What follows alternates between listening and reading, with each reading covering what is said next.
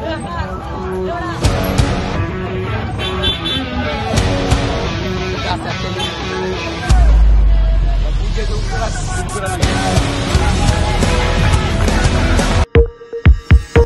বিজয় দিবস উপলক্ষে ছাত্রদলের বিজয় র্যালি।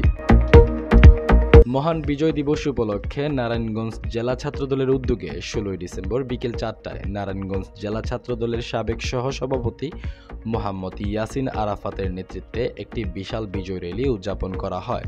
র্যালিতে নারায়ণগঞ্জ জেলা ছাত্রদল সহ বিএনপির বিভিন্ন অঙ্গ সংগঠনের নেতা ও নেতাকর্মীরা উপস্থিত ছিলেন।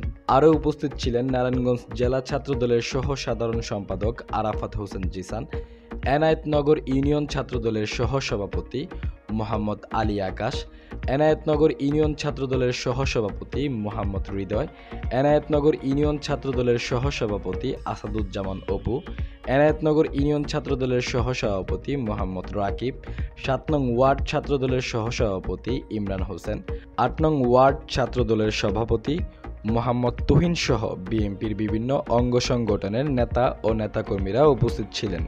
র্যালিটি পশ্চিম মাঝদারি থেকে শুরু হয়ে শহরের বিভিন্ন গুরুত্বপূর্ণ সড়কগুলো প্রদক্ষিণ করে চাষারা চত্বরে এসে শেষ হয়।